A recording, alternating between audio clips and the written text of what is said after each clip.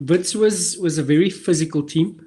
I had teammates with the likes of Peter Gordon Ewan, real hard-working guys, Kevin Rafferty, Brendan Hannon, Rowan Mulgrew. So there wasn't a lot of individual ability, but it was heart, and all heart. And I think I took those lessons and used that in with the rest of my career, and it really assisted me and gave me an understanding that football is not about you; it's about a team, you know. And I think that was the important things. But some of the quality players that I've played with there is the likes of Lavas Matlala, Junaid Hartley, Bradley Carnell, Rowan Fernandez was my teammate, and a name that I can't miss out is the likes of Ashley Makanya, probably one of the best defenders I've played with. Luck didn't go his way; never played at the level where he wanted to, but certainly one of the best defenders I've played with. My first introduction to Europe, I played with some world-class players there, the likes of Stefan Shapiza, was my teammate, Petric Bladen, the Yakin brothers, Hassan Yakin, and I think one of the Efani Koko, the Nigerian that played in England for the Crazy Gang in Wimbledon. So I was surrounded by so much quality. At the time, Grasshopper was the best team in Switzerland before the likes of Basel and Young Boys. But certainly, what an introduction to Europe. And unfortunately, I couldn't stay there. I was on a loan for 6 months. The teams never agreed on a fee, and but because of that experience, I always wanted to go back to Europe. So that was my first taste of football at the highest level. Played with some big names, Dr. Kumalo, Brian Baloy, Thabo Muki.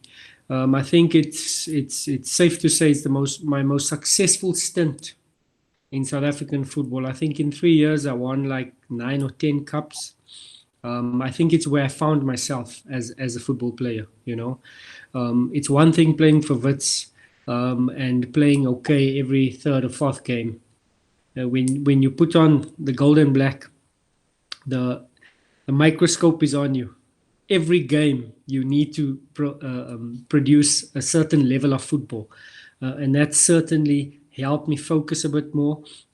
It started letting me accept the criticism, because if as a human being and as a professional sports person, if you can't take the good and the bad, it's just going to get to you and you won't perform at your max. So I think it's a space where I really learned about myself, the mental strength that came into it. But most of all, I think I played under coach Mushin Etugal, and I think tactically that's where my understanding of the game really grew, and I think that put me in good stead to continue and having to play in Europe for like 7, 8 years. It came at a time where I was desperate to play because I was 26, gonna be 26 years old, and if you're not in Europe by the age of 25, 26, you're gonna stay in South Africa for the rest of your career, you know. So it was the last opportunity for me to go. There were other opportunities that came that never happened and fell by the wayside. The likes of West Ham in my second year at Chiefs, it didn't happen. A year later, England won't come knocking again. So I had an option between Beira-Mar in Portugal, Guimarães in Portugal, and I think 2 teams in Belgium. But at that time, you also have to look at the financial element. And I think that's what swayed me towards Russia. But not only that, there was 5 or 6 South African players that had left and went to Russia as well. So I really thought, okay, let me have a look at what's going on here. I went for a training session for about a week. Yeah, I spent about a week there, had 2 or 3 training sessions, and I made up my mind I wanted to go there. Really a learning curve. Very difficult to settle. Number one, the language barrier. Number 2, the weather. Number 3, the different type of football that was played.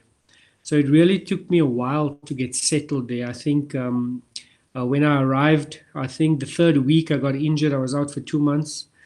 So it was a very stop-start to my career in Russia. But after like 4 or 5 months, I started playing again. I hit the floor running. I started speaking the language, and yeah, it's possibly one of the best places that I could say I've traveled to. I've made so many friends, and footballing wise, I would have loved to have stayed there a bit longer. But it's certainly a big learning curve footballing wise as well. So coming back to Orlando Pirates, I cancelled my contract in Russia, coming to Orlando Pirates hoping to win back my place in Bafana just before the 2006 World Cup. As you know, we never qualified, so that plan went out the window. But it's an opportunity to play for another big team. I think Pirates, Kaizer Chiefs. If you're able to don that jersey, it means you're probably one of the best in the country, you know. So it was an honor and a privilege to also don the jersey of Orlando Pirates. Unfortunately, it didn't go the way I planned. I thought that myself and Jabu Pule would reignite our combination that we had at Chiefs because we were together there. A lot of factors hindered that, but at the end of the day, just didn't happen for me. And not even, I think, 6 months into my career at Orlando Pirates, I then asked to be transferred to another team. A very, how could I say, a quality team at SuperSport. Pitso was the coach. Pitso Mosamani called me up. He says, Tiga, I want to win the league. You're the missing link. I say, Coach, I want to come and play for you. I miss football. You know, I went through a bit of a patch where you lose the fire. The minute I woke up one day and I didn't want to train, I knew something was wrong. You know, so I needed a new challenge. I needed a new environment. And Pitso with the likes of the Dane Kleitz, Ricardo Katsa, Katlego Mpela, Teko Medise. It was a brilliant team playing some good football, and I thought I had a chance of winning the league there. Came on, I think I played 3 games, and I got injured and I was out for the rest of the season, so that wasn't a very happy spell there. I joined FC Pierikos. My agent in Russia got me the team because when my stint finished with SuperSport, I felt I needed to get out of South Africa again, which was very difficult. I think it's almost unheard of that a player can come back to South Africa and go back to Europe. So FC Pierikos showed some interest. They were in the second division, and I wasn't happy going to the second division. But then the agent said, look, they're going to send you a ticket. Don't bring boots. Come and have a look at the team. President wants to talk to you and share the vision for the team. So I was like, okay, let me go and see what's happening here. Took a flight down. I'll never forget. It was in December the 15th, just before Christmas. I get to the thing. The president invites me for dinner. We go to the stadium. He was loaded with cash. He was like a small Abramovich, you know.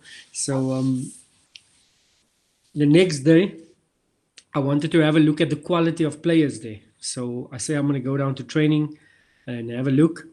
So training is cancelled because of the snow. So they say, okay, the following day, we're going to play a friendly. You can come watch the friendly. I say, cool. So now it's been about 4 months that I haven't played football. I recovered from an injury leaving SuperSport. So I don't want to go another 4 days without training. So I say, I walk into the city, I buy myself a pair of boots, and I join the training session. I mean, the friendly game. 20 minutes into the game, I created a goal and I scored 2 goals. So they asked me to come off the field, and they were really adamant. So having said that, the offer was really lucrative, and I decided to sign for 6 months with them. So I flew back home, had Christmas, I came back, played for 6 months, and yeah, I was really happy. They played some good football, and then I extended for another 3 years. that happened by chance because when I finished my fourth season in Greece, it was a time when the Greek economy had collapsed. So the team couldn't afford to pay me anymore. I was, how old was I? I think I was 35, 34, 35.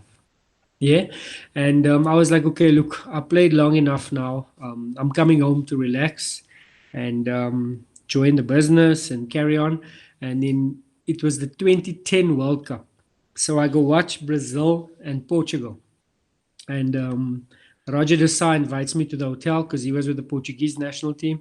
Met some of the players, Nani, Pepe. And Roger says, listen, why don't you come play for me for a year? So I was like, I'm not too sure. I'll see. So I lose his number. I'm like, no, I had enough of football. I'm coming back. I want to set up things. And then, so Roger calls me, says, listen, meet me in the office for coffee. So I go there and I walked out to the office and I signed for a year. Played with boys that were really going to go on to make a mark in the game. And I quickly realized that. Sifiso Mieni, Sibusiso Volakazi, Patrick Penguayo, Junaid Mashamaite. Oh, there was so much quality there. And Roger says, look, I need you to lead with these boys. So it was a big learning curve for me because I had to adjust my football. And in fact, I played for 3 years there. I ended off playing another year and another year.